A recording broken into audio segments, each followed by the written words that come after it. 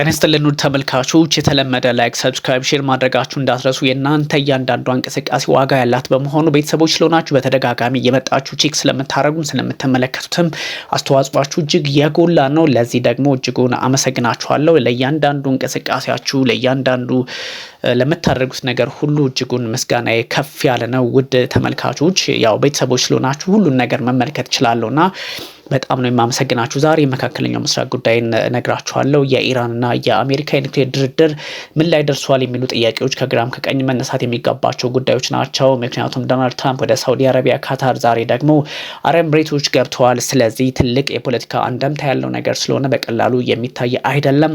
ተከትሎም የአሜሪካው ፕሬዝዳንት ዶናልድ ትራምፕ እኛ ለድርድር ወይንም ደግሞ ከኢራን ጋር ስምምነት ላይ ለመድረስ ተቃርበናል የሚል ሀሳብ ሰጥተዋል።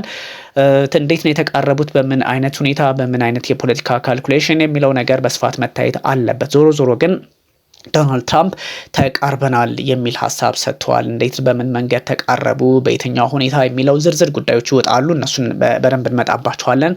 ያም ሆኖ ግን የአሜሪካው ፕሬዝዳንት ዶናልድ ትራምፕ ትክክለኛ ሀሳብ ማጋራት ችያለውኝ፣ የኒውክሌር ድርድሮች ይደረጋሉ፣ ስለዚህ ተቃርበናል ልንስማማ የሚል ሀሳብ ሰጥተዋል። የተቃረቡት እንግዲህ ኢራን የኒውክሌር ጦር መሳሪያን አንታጠቅም፣ ዩራኒየም ማበልጸግ አልፈልግም ከዚህ በኋላ የሚል ስምምነት ላይ ከደረሰች ብቻ ነው ይሄ ነገር የሚሆነው። ስለዚህ ኢራን ይህን ካደረገች ደግሞ ወደፊት ምን አይነት የፖለቲካ ተደራዳሪ ዲል ሜከር ናቸው ዶናልድ ትራምፕ እንደምታውቁት።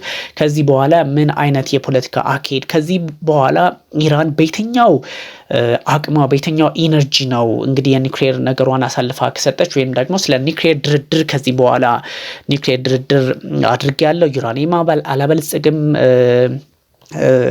ኒውክሌር አይኖረኝም፣ ዩራኒየም የሚባል ነገር አይታሰብም የሚል አቋም ላይ ከደረሰች ያ ማለት የአሜሪካው ፕሬዝዳንት ዶናልድ ትራምፕ በትክክል በመካከለኛው ምስራቅ ያላቸውን የፖለቲካ ፍላጎት አሳኩ ነው።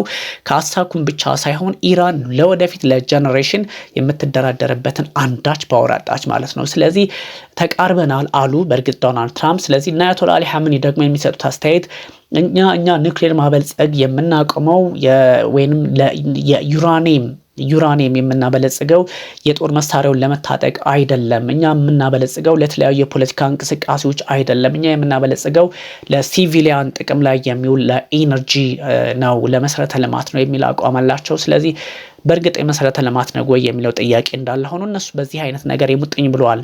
ግን ኢራን እንደሚታሰበው የኒውክሌር ድርድሩ 4 ዙር ከዚህ በፊት ተደርገዋል። 4 ዙር 3ቱ በኦማን የተደረገ ነው፣ አንዱ በጣሊያን አውሮፓ ውስጥ ሮም የተደረገ ነው። እነዚህ ሁሉ ድርድሮች ሲደረጉ ሁሉም በሁለቱም በኩል በቴህራንም በዋሽንግተንም በኩል ምንም እንኳን አድካሚ ነው ቢባልም ሁለቱም ሳይድ የሚሉት ነው አድካሚ ቢሆንም መልካም ነው የሚል ሀሳብ ሲሰጡ ነበርና ይህ ነገር እንዴት ነው በእርግጥም መልካም ነው ወይ በእርግጥም ያስኬዳል ወይ በእርግጥም ሁኔታዎችን ከግራም ከቀኝ ማየት ይቻላል ወይ ከተባለ የአሜሪካ ፖለቲከኞች ይህን ነገር ሴኪር ማድረግ ከቻሉ በትክክልም የመካከለኛው ምስራቅ ፖለቲካቸውን አሳኩ የሚል በጣም ትክክለኛ ትርጓሜ ያለው ነገር የሚሰጥ ነውና ይህን ሁሉ እያንዳንዱ ሰው ቼክ ማድረግ ስለሚችል የአሜሪካው ፕሬዝዳንት ዶናልድ ትራምፕ ተቃርበናል ቢሉትም የአያቶላ አሊ ሀመኒ ደግሞ በእርግጥ ኢራን የምታቀርባቸው ነገሮች ማዕቀብ አንሱልን፣ ነዳጅ እንደፈለግን እንሽጥ፣ የተለያዩ ኃይሎች ኢነርጂያችንን እንሽጥ፣ ከዛም ባሻገር ከተለያዩ ሀገራት ጋር ዲፕሎማሲያዊ ግንኙነት ይኑረን፣ እንደ አንድ ሉዓላዊ ሀገር አንድ ሀገር ሊኖረው የሚገባውን ነገር ማድረግ እንቻል የሚል ጥያቄ ነው በተደጋጋሚ የሚያነሱትና ይህን ደግሞ ማድረግ ይችላሉ። ማድረግ የሚችሉት አሜሪካ የጣለችባቸውን ማዕቀቦች በሙሉ ማንሳት ስትጀምርና ካነሳች በኋላ እንደሆነ ግልጽ ያደርገዋል። ስለዚህ አሜሪካ ደግሞ ማዕቀቦችን እንዴት ነው ልታነሳ የምትችለው፣ በምን መንገድ በምን አይነት አኳኋን ነው የሚለው ደግሞ ኢራን ኒውክሌር ካልታጠቀች ነው። ስለዚህ ዶናልድ ትራምፕ ምንድን ነው ያሉት? ኢራን ኒውክሌር መታጠቋን ልታቆም ትችላለች ወይም ታቆማለች፣ ስለዚህ እኛ ማዕቀብ እናነሳለን ነው። ያ ካልሆነ ማዕቀቡ አይነሳም ነው። ኢራን ደግሞ ለአሁናዊ ማዕቀብ ብላ ነገሮችን ችላ ብላ ዩራኒየም ማበልጸጓን ማምከን ድረስ ከደረሰች ካከሸፈች ወይም ደግሞ ካስወገደች አይሶሌት ካደረገች እነዚህን ነገሮች ለሚቀጥለው ትውልዷ ጀነሬሽን የቤት ስራው ምንድነው? በእርግጥ ዲፕሎማሲያዊ መንገድ ኢኮኖሚያዊ አካሄዶች በትክክል ከምዕራቡ ዓለም ጋር አብረን እንድትሰራ እድሏ ሊሰጣት ይችላል። ግን በእርግጥ ከዚህ በኋላ ኢራን በእርግጥ ዩራኒየሟን አሳልፋ የምትሰጥ ከሆነ ትራምፕ ያሉት ስለሆነ ነው እንጂ ከኢራን በኩል እንዲህ አይነት አቋም የለም። በእርግጥ ግን አሳልፋ የምትሰጥ ከሆነ ጀነሬሽን ወይ ለጀነሬሽን ፎር ዘ ኔክስት ጀነሬሽንስ ለ50 ለመቶ ለ1000 ዓመታትም ይሆናል ኢራን የምትባል ኃይል በመካከለኛው ምስራቅ የተንበረከከች ወይም ደካማ ነው ልትሆን የምትችለው። ምክንያቱም መደራደር አትችልም። በኢኮኖሚማ ሌሎችም ሊደራደሩ ይችላልና ይሄ አመጣጥ ኢራን ኒውክሌር ከሌላት የኒውክሌር ጦር መሳሪያ መታጠቅ ካልቻለች ምንድነው የሚሆነው? ልክ አሜሪካ ኢራቅ፣ ሊቢያ ላይ የተለያዩ ሀገራት ጋር የምታደርገውን እንቅስቃሴ በሊቢያ ውስጥም ያለውን እነ ሁቲ ምንድነው የሁቲዎቹ ሀገር የመን ውስጥ እንዳለው አይነት ነገር የፈለገችውን እንቅስቃሴ እንድታደርግ እድል መስጠት ነው። የኢራን የኒውክሌር አቅም የኢራን አካባቢ ኢራን የአየር ክልሏ የኢራን ድንበር ወይም ደግሞ ሶቨሬንቲዋ የኢራን ሉዓላዊነቷ በምን መንገድ የተከበረ ነው? በምን መንገድ በጣም ጠበቅ ባለ ሁኔታ የተከበረ ሆኖ የቆየው ኢኮኖሚካሊ ወይም ደግሞ በሌሎች ነገሮች ጠንካራ ስለሆነች አይደለም።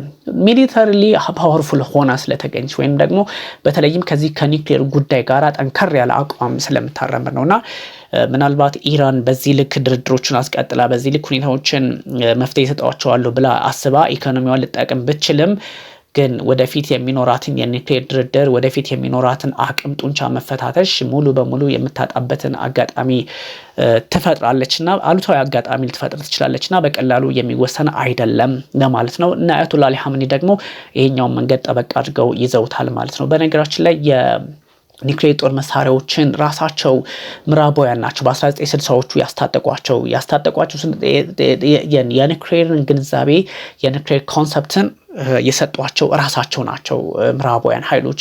ምዕራባውያን አሜሪካ ናት ባይዘው ያው እንደምታውቁት ከ1954 እስከ 79 በነበረው ጊዜ ውስጥ በጣም ወዳጅ ስለነበሩ ኢራንና አሜሪካውያን በጥቅሉ ምዕራባውያን ያን ነገር ግምት ውስጥ አስገብተው ለምርምርና ለተለያዩ የኃይል መሰረተ ልማት በሚል ለተለያዩ እንቅስቃሴዎች በሚል የኒውክሌር ግንዛቤ ለቴህራን ዩኒቨርሲቲ ሰጡትና ቴህራን ዩኒቨርሲቲ ደግሞ በቀስ እያለ ነገሩን ወደ ኒውክሌር ጦር መሳሪያ የማሳደግ ምርምሩን የማስፋት በመንግስት ደረጃ እንዲያዝ አደረጉት እና በዚህ ልክ የሄደ ነው። ስለዚህ ቴክኖሎጂውን በዛ መንገድ የታጠቁት ነው። ከዛም እንደምታውቁት እነ ሶቪየት ህብረቶች ከኢራን ጋር ነገሮችን አስቀጠሉ። ከ1991 በኋላ የሶቪየት ህብረት መፍረስ በኋላም ደግሞ ኢራንና የራሽያ ፌዴሬሽን ጠንካራ ግንኙነት እየመሰረቱ ሄዱ። አሁን ያሉበት ደግሞ የነ ፕሬዚዳንት ቭላድሚር ፑቲን ጋር ያለው ግንኙነት የኮምፕሬሄንሲቭ የሚባል ስትራቴጂክ ኮምፕሬሄንሲቭ ሪሌሽንሺፕ ወይንም ደግሞ አሊያንስ ፈጥረዋል። ያ ማለት ሁሉን አቀፍ የቀጠናዊ ወይም ሁሉን አቀፍ ስልታዊ የሆነ ግንኙነት ፈጥረዋልና እነ ፕሬዚዳንት ቭላድሚር ፑቲን በቀላሉ የጦር መሳሪያዋን አረርጫፏን የምትባለዋን እንኳን ቢሰጧት ወይንም ደግሞ ሊትል ቢት ቴክኖሎጂውን ቢሰጡት ኢራን ሙሉ በሙሉ ቴክኖሎጂውን ወይንም ደግሞ የኒውክሌር ቴርሞኒውክሌር የሚባለውን ነገር ሙሉ በሙሉ ማሳካት የምትችልበትን እድል ስለፈጠረች ከዚህ በፊት እንዳልኳችሁ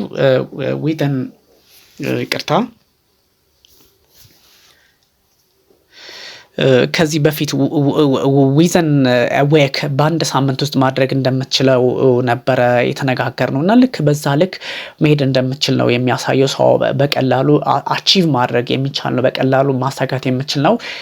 በዛ ላይ ደግሞ የተወሰነ የድጋፉ ከሩሲያ በኩል የሚመጣ ከሆነ ደግሞ በቀላሉ ማሳካት አቺቭ ማድረግ ይቻላልና ይሄ ነገር አልታጠቀችም ማለት አይደለም። ቢያንስ እንኳን በሂሮሺማና ናጋሳኪ ላይ ተጠቀማቸው የምትችላቸውን እነዚህን የጦር መሳሪያዎች ማለት አሜሪካ ከዚህ በፊት 1945 ላይ ሁለተኛው የዓለም ጦርነት ሲጠናቀቅ የተጠቀመቻቸውን እነዚህን የአቶሚክ ቦምቦች አቅም ያለው ነገር ታጥቃለች። ምክንያቱም እስከ 60% በላይ ዩራኒየም አበልጽጋለች ኢራን።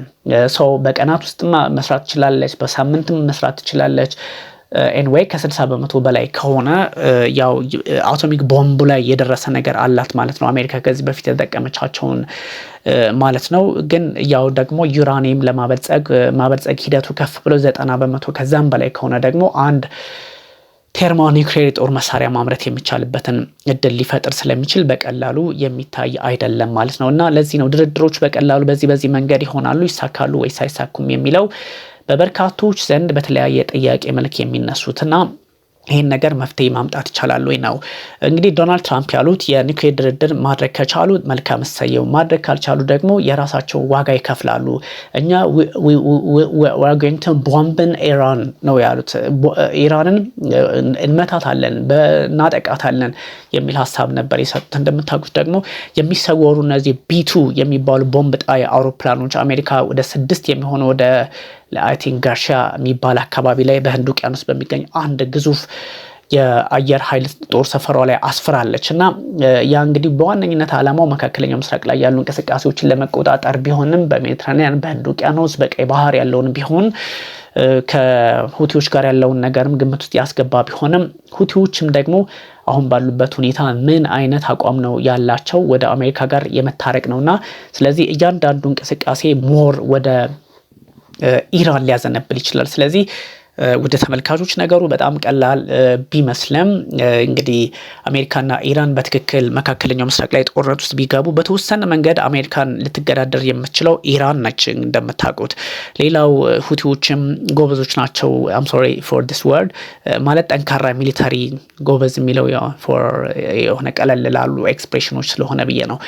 ሚሊታሪ ስትሮንግ ናቸው፣ ጠንካራ ናቸው። ከዚህ በፊት ሳውዲ አረቢያ ከምትመራው ኃይል ጋር እነ ግብጽና አረብ ኤሚሬቶች አብረው ሆነው 9 ሀገራትን ተፋልመው ላለፉት 10 እና 9 ዓመታት ፓወራቸውን ያሳዩ ኃይል ስለሆኑ የተወሰነ እንትን አላቸው። ኢራን ደግሞ አትሊስት እነዚህ የሚሳኤል ቴክኖሎጂ አላት። ኢራን ተዋጊ ጀቶቿ ምንም እንኳን ትንሽ ቆየት ያሉ አሜሪካ ሰራሽ ቢሆንም የ60ዎቹ ምናምን ቢሆኑም ግን ከዚህ ከሚሳኤል ቴክኖሎጂው ከዚህ ከኒውክሌሩ ጋር የተገናኙ ነገሮችን ስንመለከታት ደግሞ ኢራን በእርግጥም ብርቱ እንደሆነች ያሳያልና እጅግ ቀላል የሚባል አይደለምና ይሄን ስንመለከት ነው ሁኔታዎች ከግራም ከቀኝ መታየት ያለባቸው ናቸው፣ በቀላሉም አይታዩም የሚል ሀሳብን ለማጋራት የሚያስገድደውና ሁሉም ነገር ውስብስብ አይነት አካሄድ አለው። ግን ዶናልድ ትራምፕ አሁን ባለው ሁኔታ ከኢራን ጋር ነገሮችን ሴኩር ልናደርጋቸው እንችላለን የሚል ሀሳብ ሰጥተዋል። በምን መንገድ እንዴት በምን ሁኔታ የሚለውን በግልጽ ማስቀመጥ ባይችሉም ግን ይሄ ነው ባይዘው ዶናልድ ትራምፕ ሳውዲ አረቢያ ሄደው በጣም ረብጣ $1 ቢሊዮን የኢንቨስትመንት ስምምነት እስከ $1 ትሪሊየን አድርገው መጥተዋል ሄደዋል። ከዛ ደግሞ ወደ ካታር ሄደዋል። ካታር ሲሄዱም እንዲህ አይነት እድል ገጥሟቸዋል። አሁን አረብ ኤሚሬቶች ገብተዋል። እነዚህ ገልፍ ሀገራትን በተከታታይ የጎበኙበት ምክንያት በብዙ ፖለቲካዊ በብዙ ኢኮኖሚያዊ በብዙ ዲፕሎማሲያዊ ጥረቶች ነው። ዶናልድ ትራምፕ ሚሊታሪያዊ ወታደራዊ ግንዛቤ ቢኖራቸው ኖሮ ወዴት እንደሚሄድ የምታውቁት ነው። ግፋ ቢል እስራኤል ነበር የሚሄዱት። እስራኤል አልሄዱም። እስራኤል እንኳን ባይሄዱ ወደ ግብጽ ነበር። ይሄ ወታደራዊ የዋርሞንገሪንግ ኮንሰፕት ቢኖራቸው ኖሮ ግን አሁን ባለው ሁኔታ ነገሩን የማርገብ ነገሩን በራሳቸው መንገድ ይሄ የሚሄዱበት ርቀት ከቢዝነስ አንጻር ስለሆነ ወታደራዊ ውጥረት ውስጥ የመግባት ፍላጎትም ያላቸው አይመስሉም ፕሬዚዳንት ዶናልድ ትራምፕ።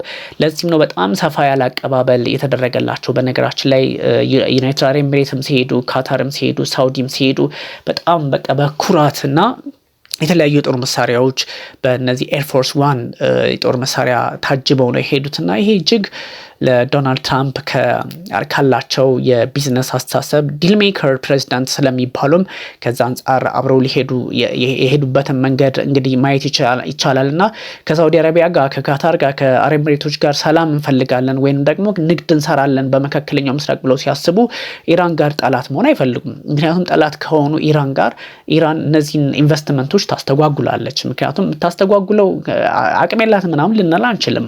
ኦፍ ኮርስ ከአሜሪካ ጋር የሚወዳደር ነገር ላይኖራት ይችላል። ያም ሆኖ ግን እስካሁን በፊት ያየናቸው ነገሮች ስለሆኑ ዶናልድ ትራምፕ ቀላል ሰው አይደሉም። በዚህ ነገር ኢንቨስትመንት አላቸው። በመካከለኛው ምስራቅ ሰፊ የራሳቸው ኢንቨስትመንት እንኳን ስንመለከት በካታር አላቸው፣ በአረብ ኤሚሬቶች አላቸው፣ በሳውዲ አረቢያ አላቸው። ይህን ሁሉ ጫና ውስጥ አያስገቡም እና ሰላም መፍጠር የፈለጉ ይመስላል። ስለዚህ ለዚህም ነው ኒውክሌሩን ማርገብ ያስፈልጋል፣ እኛም በዚህ ልክ ኢራን ዝግጁ ናት የሚል ሀሳባቸውን መስጠት የጀመሩት።